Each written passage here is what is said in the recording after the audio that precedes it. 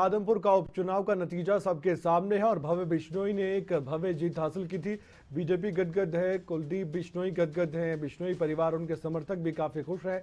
आज और भी खुशी का मौका इसलिए है क्योंकि आज भव्य बिश्नोई कुछ ही पलों बाद विधायक पद की शपथ लेने जा रहे हैं। पूरी तैयारी हो चुकी है। 2:05 का समय रखा गया था कि 2:05 पर शपथ ग्रहण करेंगे, पद एवं गोपनीयता की शपथ लेंगे भव्य बिश्नोई। और अब बीजेपी के विधायकों की संख्या 41 हो गई है। हरियाणा विधानसभा में ये 40 हुआ करते थे, लेकिन सब जानते हैं कि कुलदीप बिश्नोई ने इस्तीफा दिया, जो कांग्रेस में कभी हुआ करते थे। भूपेंद्र हुड्डा से नाराजगी के चलते उन्होंने इस्तीफे की घोषणा की थी, क्योंकि कांग्रेस पार्टी में जो वो पद चाहते थे वो उनको नहीं मिला था। उसके बाद उपचुनाव की घोषणा हुई, उपचुनाव भी हुआ और बड़े बड़े दावे भी हुए, लेकिन बिश्नोई परिवार का गढ़ कहा जाने वाला आदमपुर अब भी बिश्नोई परिवार का ही है और साथ ही बीजेपी का भी हो गया है। यह भी इतिहास में लिख दिया गया है कि बीजेपी के चुनाव चिन्ह पर कोई उम्मीदवार लड़ा और बीजेपी ने आदमपुर की ये सीट अपने नाम कर ली है। यह भी इतिहास के पन्नों में दर्ज हो चुका है। लेकिन आज की तस्वीर भी काफी अहम है और जो पीढ़ी दर पीढ़ी हर पिता सोचता है कि उसका बेटा भी कामयाब हो, तो आज कुलदीप बिश्नोई के लिए ज्यादा खुशी की बात होगी। जो तस्वीरों में आपको दिखाई दे रहे हैं, जो अपने बेटे के साथ इस समय बैठे हैं और साथ ही विधानसभा अध्यक्ष ज्ञानचंद गुप्ता, उनके चैम्बर में ये सब कुछ हो रहा है। उनके चैम्बर में ये शपथ ग्रहण का उनका कार्यक्रम है और भव्य बिश्नोई कुछ ही पलों बाद शपथ ग्रहण करेंगे। काफी संख्या में उनके समर्थक भी बाहर मौजूद होंगे और इसके अलावा डिप्टी स्पीकर भी तस्वीरों में आपको दिखाई दे रहे हैं। बाकी जो बीजेपी के नेता है वो भी तस्वीरों में दिखाई दे रहे हैं। कुलदीप बिश्नोई काफी गदगद दिखाई दे रहे हैं तस्वीरों में और वो जानते हैं कि इससे बड़ी खुशी की बात क्या होगी कि उनका बेटा अब विधानसभा का सदस्य बनने जा रहा है। और साथ ही एक और अहम बात, एक और इंपॉर्टेंट बात यह भी है कि एक सपना देखा था कुलदीप बिश्नोई ने कि अगर वो पद से इस्तीफा देते हैं, उपचुनाव होते तो उनकी जीत हो। लेकिन उससे ज्यादा बड़ी बात यह है कि उनके बेटे की जीत हुई है और उन्होंने ये कंडीशन जरूर रखी होगी बीजेपी के सामने। उसके बाद ही बीजेपी ने मानी होगी कंडीशन की अगर पिता ना लड़े तो बेटा कम से कम लड़े और कुलदीप बिश्नोई की बात मानी गई थी। उसके बाद भव्य बिश्नोई ने अपने आप को साबित कर दिखाया। इससे पहले कांग्रेस पार्टी की तरफ से लोकसभा का चुनाव भी लड़ चुके हैं। लोकसभा सीट से हार का सामना करना पड़ा था और हिसार लोकसभा सीट से चुनाव लड़े थे भव्य बिश्नोई। लेकिन उसके बाद आगे उनका राजनीतिक करियर क्या होगा, उनके सामने भी सवाल था।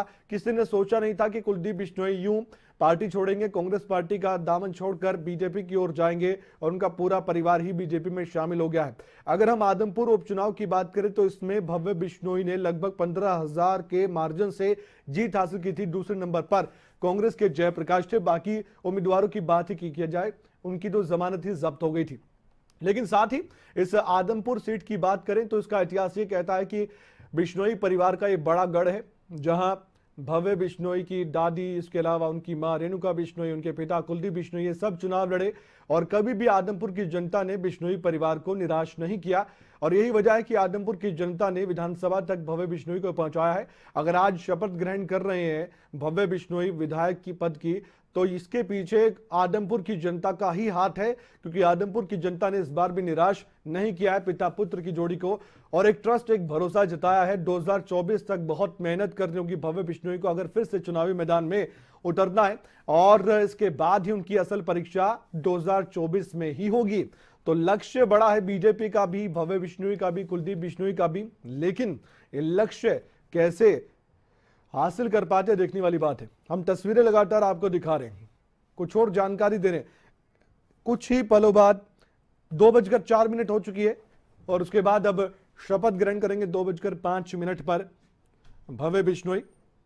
तस्वीरों में काफी खुश नेता दिखाई दे रहे हैं। ज्ञानचंद गुप्ता हरियाणा विधानसभा के अध्यक्ष हैं, वो पद एवं गोपनीयता की शपथ दिलवाएंगे भव्य बिश्नोई को और उसके बाद विधिवत रूप से विधानसभा के सदस्य हो जाएंगे और आदमपुर की जनता के लिए काम करने का जो इन्होंने बीड़ा उठाया है उस काम पर भी लग जाएंगे भव्य बिश्नोई। इनको आप सुनेंगे फिर विधानसभा में, देखने वाली बात है, क्योंकि इनके पिता पर कई बार इनके विरोधी आरोप लगाते थे कि विधानसभा में आते नहीं, आते हैं तो सिर्फ बैठकर चले आते हैं, कोई मुद्दे नहीं उठाते हैं। लेकिन भव्य बिश्नोई सबसे युवा विधायक और अब जो प्रक्रिया है वो शुरू होगी। अब आपको सुनवाते हैं।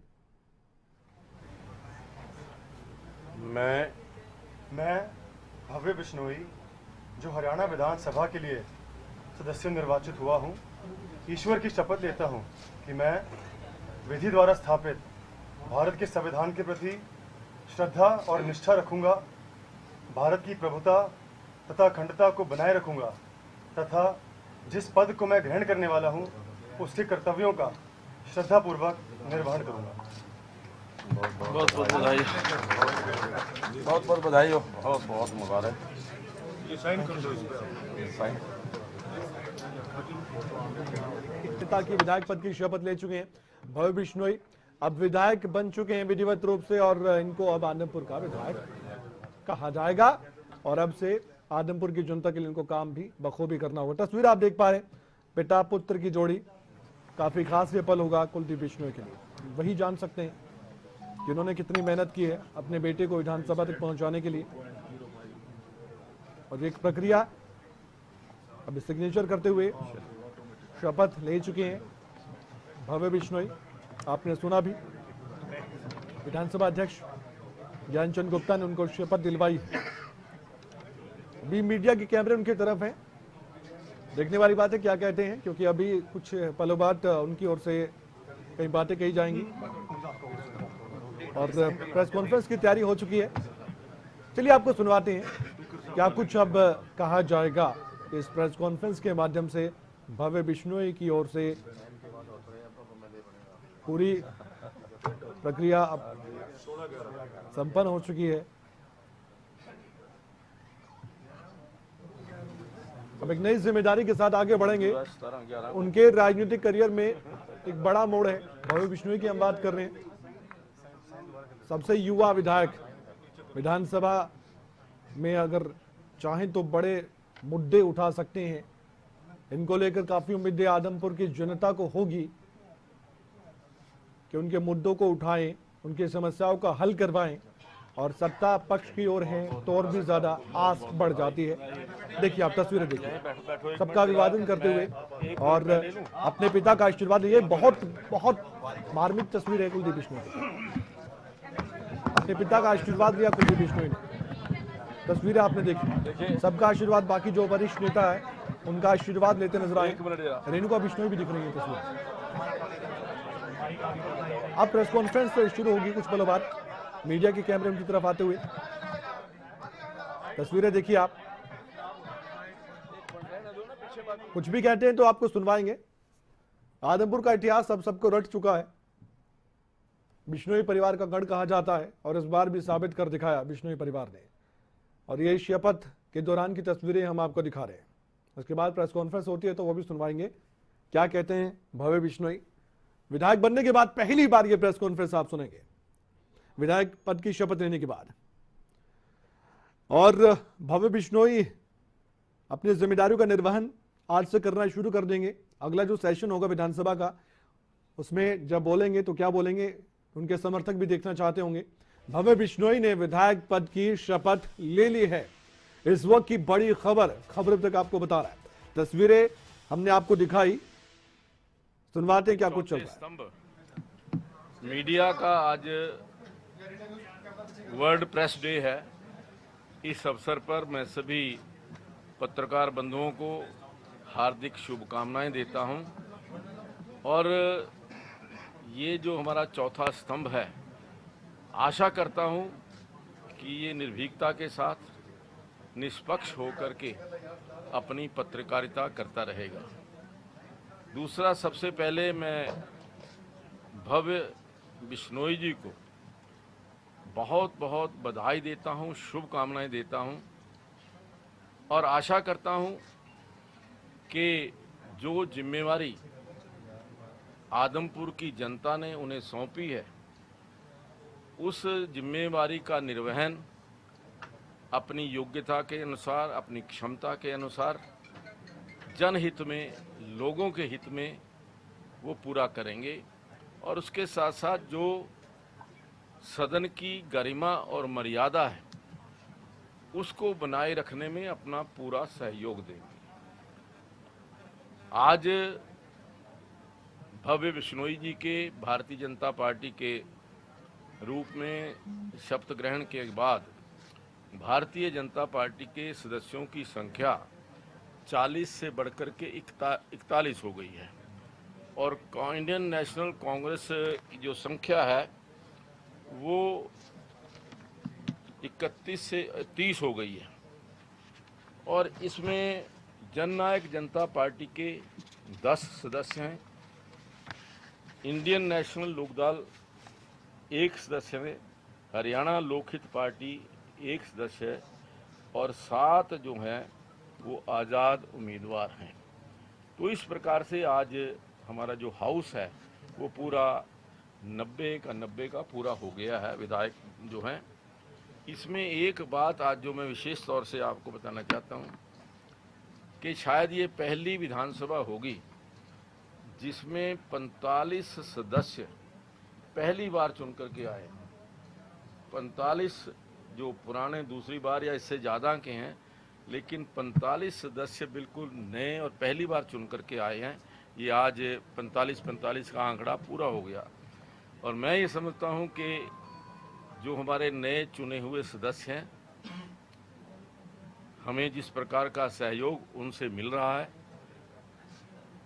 उनके सहयोग से विधानसभा की हम गरिमा और मर्यादा बनाए रखने में कामयाब रहे हैं और भविष्य से भी मैं ये उम्मीद करूंगा कि वो सदन में या सदन के बाहर या जो हमारी जो कमेटीज़ हैं उनकी काम करने में उनके साथ मिलकर के काम करेंगे और जो जिम्मेवारी जनता ने सौंपी है उसको पूरा करेंगे। एक बार फिर मैं भव्य को, भाई कुलदीप बिश्नोई जो हमारे पुराने साथी हैं, हमारी बहन रेणुका बिश्नोई, सबको बहुत बहुत बधाई देता हूँ, मुबारकबाद देता हूँ। हाँ, ये देखिए आज अभी जो पता लगा कि सिर्फ 29 साल की आयु में जो भव्य वो सबसे कम आयु के विधानसभा सदस्य आज हमारी विधानसभा के अंदर हैं। ये हमारे लिए फ़ख्र की बात है कि युवा जो चेहरे हैं, युवा विधायक ज़्यादा से ज़्यादा संख्या में लोगों की सेवा के लिए, जनता की सेवा के लिए आगे आ रहे हैं। धन्यवाद। ठीक है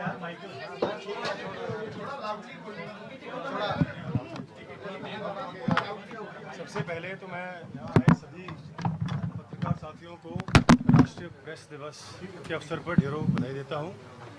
आज जो मैंने आदमपुर के विधायक के रूप में शपथ ग्रहण की है, इससे ज़्यादा खुशी और गौरव की बात मेरे लिए नहीं हो सकती। मैं धन्यवादी हूँ हरियाणा सरकार के स्पीकर श्री ज्ञानचंद गुप्ता जी का। मैं धन्यवादी हूँ हरियाणा सरकार के डिप्टी स्पीकर श्री रणवीर गंगवा जी का, जिन्होंने और जिनकी उपस्थिति में, जिनके आशीर्वाद से आज मैंने शपथ ग्रहण की। मैं धन्यवादी हूँ आदमपुर की जनता का, जिन्होंने स्वर्गीय चौधरी भजना जी के काम को आशीर्वाद दिया, चौधरी कुलदीप जी के संघर्ष के काम को आशीर्वाद दिया, मनोहर लाल जी को आशीर्वाद दिया और मोदी जी के नेतृत्व को आशीर्वाद दिया। और आप सभी के माध्यम से मैं आदमपुर के मेरे परिवार को विश्वास दिलाता हूँ कि मैं उनके हर एक अपेक्षा और उम्मीद पर खरा उतरने का भरपूर प्रयास करूँगा। कौन सी प्रायोरिटी है जिसको आपको लगता है कि आदमपुर के लिए? कि मैं आदमपुर का कायाकल्प करना चाहता हूँ। 26 साल के बाद इतना सुनहरा मौका आदमपुर को मिला है सत्ता पक्ष में हिस्सेदारी देने का और मुझे पूर्ण विश्वास है श्री मनोहर लाल जी के नेतृत्व का कि जिस प्रकार से वो 90 के 90 विधानसभा क्षेत्र की ओर विशेष ध्यान देते हुए काम कर रहे हैं, वैसे ही आने वाले समय में। और मैं आपके माध्यम से उनसे रिक्वेस्ट भी करता हूं कि जिस प्रकार से आदमपुर की जनता ने मुझको आशीर्वाद दिया, भारतीय जनता पार्टी को आशीर्वाद दिया, तो विशेष रूप से वो भी आशीर्वाद आने वाले समय में आदमपुर पर बनाए रखें। कुलदीप की भी राजनीति यहीं से करते रहेंगे या कहीं दूसरी देश? सर, राजस्थान की कुलदीप जी जो बात आपने चल रही है, कुर्बानी दी थी राजस्थान बेटे के लिए, कुर्बानी आज पूरी हो गई है, कैसा फील हो रहा है आपको? कि नहीं, बहुत बढ़िया। तो 1998 के अंदर मैं भी इसी तरह बाई इलेक्शन जीत के आया था और पिताजी बैठे हुए थे और मैं ओथ ले रहा था। वो दिन मुझे याद आ गए और वैसे मेरे लिए बहुत फख्र की बात है, फादर होने के नाते भी और एक राजनेता होने के नाते भी, कि हिंदुस्तान के इतिहास का सबसे शिक्षित लड़का आज विधायक बना है और सबसे दुनिया की सबसे बड़ी पार्टी भारतीय जनता पार्टी, जो सबसे मजबूत सशक्त दुनिया की पार्टी है, उसमें अपनी आहुति दे रहा है। तो मेरे लिए बड़ी फख्र की बात है। और मैं ये कहना चाहूँगा कि ये वही टेबल है, ये वही जगह है, ये वही मैं हूँ, ये वही आप हो जब इस्तीफा देने में आया था। और तब भी मैंने चैलेंज किया था भूपेंद्र सिंह हुड्डा को और आज फिर मैं वही कहता हूँ कि ये दूसरी मात मैंने उनको दी है। पहली राज्यसभा के चुनाव में दी थी, फ्री हैंड मिलते, दूसरी मात ये दी है और आगे राज्यसभा लोकसभा का चुनाव आएगा उसमें ध्वस्त करेंगे और फिर विधानसभा चुनाव में कांग्रेस का सुपड़ा साफ करेंगे। लेकिन ये जीत आदमपुर हल्के की जीत है, मनोहर लाल जी माननीय उनकी कार्यशैली की जीत है, माननीय नरेंद्र मोदी जी की नीतियों की जीत है और ये जीत आदमपुर हल्के के हर कार्यकर्ता नेता की तो जीत आप सक्रिय राजनीति करते रहेंगे राजस्थान है। अब इस उम्र में घर तो नहीं बैठूंगा मैं किसी आदमी। सर राजस्थान की चर्चा चल रही है कि आप वहां पर चुनाव लड़ सकते हैं, क्या इसमें सच है? देखिए, भारतीय जनता पार्टी जहाँ से आदेश करेगी वहाँ से चुनाव लड़ूंगा, लेकिन मेरी इच्छा हरियाणा में रहने की है। लेकिन मैं जो मेरा जो वोट बैंक है, चाहे वो हरियाणा में है चाहे वो राजस्थान में है। अब मेरी पहली प्राथमिकता थी मनोहर लाल खट्टर जी के आशीर्वाद से कि हम आदमपुर हल्का विजयी करें, वो हम जीते उसके अंदर। अब प्राथमिकता रहेगी जो मेरा व्यक्तिगत वोट बैंक रहा है भजन लाल जी का और मेरा, उस वोट बैंक को चाहे वो हरियाणा में या राजस्थान में है उनको घूम घूम के पूर्ण रूप से बीजेपी में शामिल करवाऊं, ताकि आने वाले समय में मोदी जी के हाथ मजबूत करे और देश मजबूत करे। के भी कुछ कांग्रेस नेता आपके संपर्क में है जो आना चाहते हैं? संपर्क में तो बहुत नेता हैं और भी आएंगे, पर जो खट्टर साहब आदेश करेंगे तो मिलवाते रहेंगे। इसका जवाब माननीय मनोहर लाल खट्टर जी दे सकते हैं, मेरे अधिकार क्षेत्र से बाहर है। कुलदीप जी, किरण चौधरी और उदयभान के बीच में जो इस तरह जवाबी तीर चल रहे हैं, दोनों एक दूसरे को लेकर खुले तौर पर गुटबाजी सामने आ रही है, क्या कहेंगे? Congress party self destruction mode पे है, इसीलिए मैंने पहले भी कहा कि बड़े बड़े नेता पार्टियां छोड़ छोड़ के जा रहे हैं।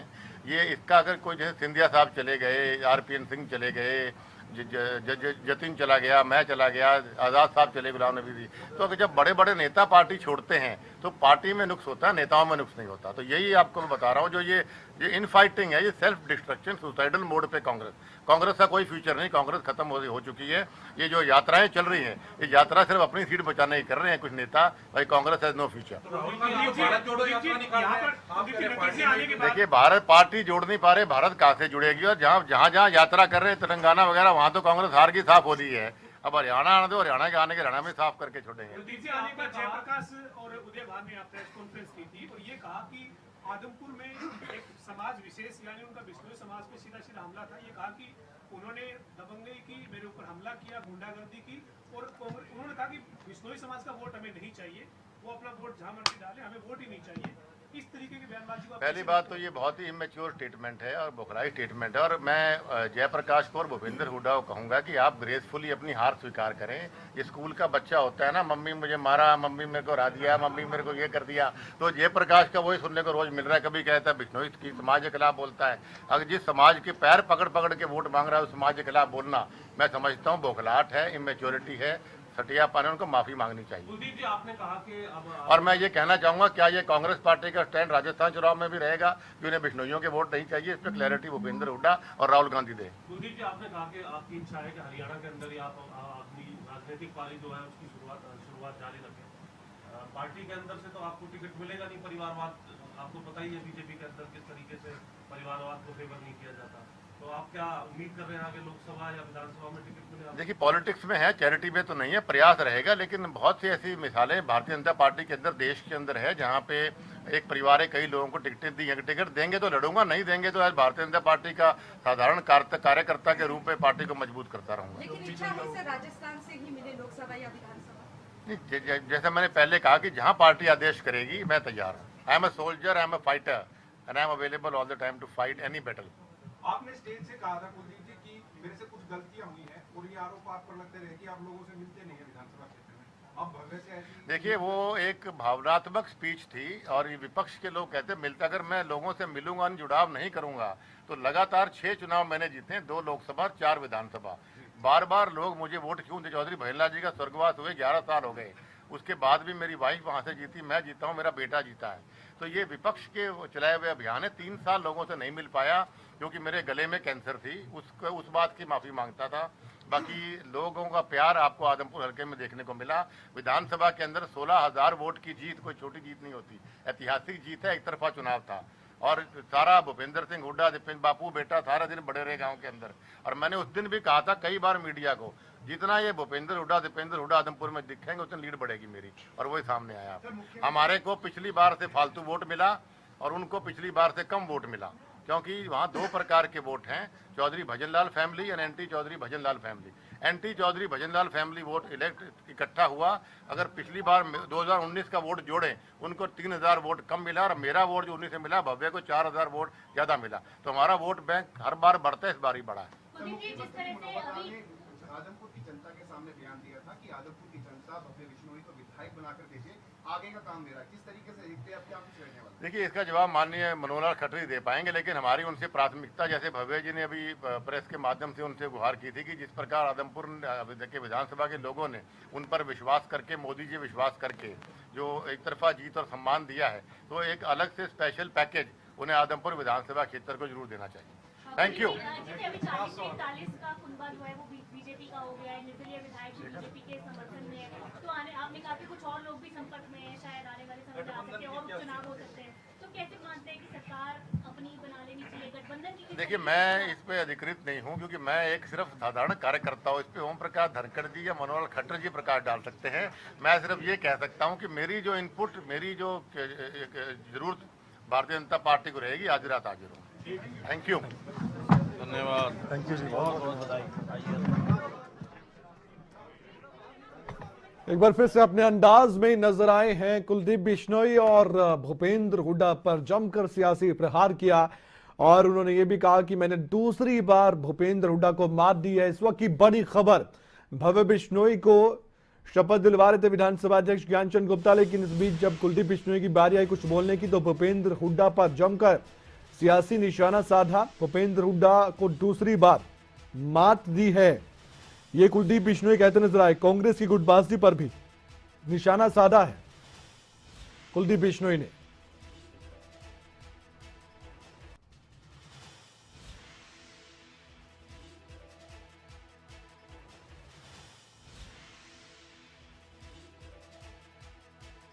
बोले हैं कुलदीप बिश्नोई और तंज भी कसा कांग्रेस पार्टी पर, और इस समय कांग्रेस पार्टी में आपसी कलह चल रही है। इसके अलावा यह भी कहा कि स्कूली बच्चे की तरह से